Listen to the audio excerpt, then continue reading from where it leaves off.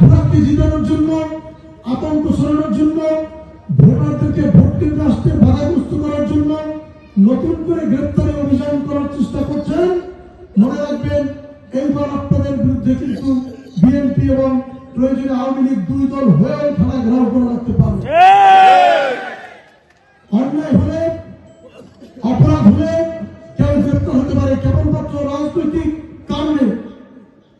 যদি কোনো ধরনের গ্রেপ্তার অভিযান করা হয়, পরিচালনা করা হয়, ভোটারদের নিরাপত্তা রক্ষায় তাদের পক্ষ হয়ে রাজপথে আন্দোলন করতে কিন্তু আমরা বাধ্য হব।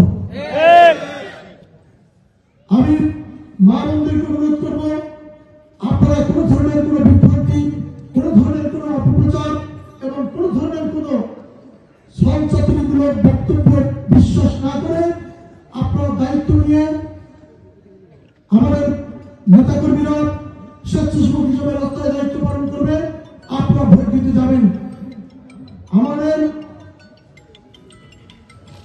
ভোটাধিকার যারা ভোট দিবেন তারা ভোট কেন্দ্রে যাবেন। যারা আমাদেরকে দিবেন না কোনো কারণে, আমি দাবি করবো আপনারা ভোট কেন্দ্রে যাবেন। কারণ আপনারা যদি ভোট কেন্দ্রে না যান তাহলে ভোটারবিহীন নির্বাচন কিংবা কম ভোটের নির্বাচনে খারাপ প্রার্থীরা জয়লাভ করতে পারে। যেহেতু আমরা দায়িত্ব নিয়ে নির্বাচন করছি, আমাদের দায়িত্ব এবং আমাদের কর্তব্য এবং আমাদের নৈতিক অবস্থা হচ্ছে আপনারা ভোট কেন্দ্রে আসুন এবং আপনারা নিজের ভোট নিজে দিন এবং ভোটের ফলাফল নিয়ে তারপরে বাড়ি যান, যাতে আপনাদের পছন্দ মতো একজন সংসদ সদস্য নির্বাচিত হতে পারেন। আমি আপনাদেরকে নিশ্চয়তা দিচ্ছি যে আপনাদের সমর্থন পেয়ে আমরা নির্বাচিত হতে পারি।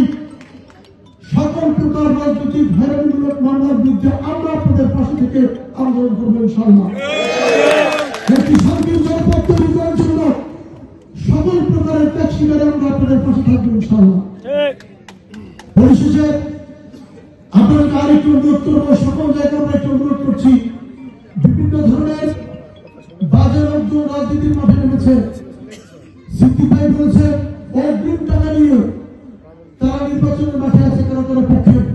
এদেরকে আপনারা চিনে রাখুন, তারা কোন পক্ষে আছে, তাদের অতীত কর্মকাণ্ড কি, মানুষের জনমনে অশান্তি সৃষ্টি করার জন্য তাদের কি ভূমিকা, সংখ্যালঘুদেরকে হয়রানি নিপীড়ন নির্যাতন করার ক্ষেত্রে তাদের কি ভূমিকা, এগুলোকে যাচাই বাছাই করে আপনারা এমন একজন মানুষকে নির্বাচিত করুন যিনি আগামী 5 বছরের জন্য আপনাদের পাশে একজন বন্ধুর মতো দাঁড়িয়ে থেকে আপনাদেরকে সকল প্রতিকূলতা থেকে রক্ষা করবেন। এবং আমার দৃঢ় বিশ্বাস, যদি আপনারা বিবেকের কষ্টি পাথরে যাচাই করে একবার ভোট দেন, তাহলে আপনাদের এই সন্তান নিশ্চয়ই আপনাদের সেই পছন্দের তালিকায় থাকবে ইনশাআল্লাহ। সবাই ব্যক্ত করে গভীর রাতে আমাদের বক্তব্য শোনার জন্য আপনাদেরকে ধন্যবাদ জানিয়ে, বিশেষ করে মা বোনদেরকে ধন্যবাদ জানিয়ে আজকের মতো বিদায় নিচ্ছি। আল্লাহ হাফেজ।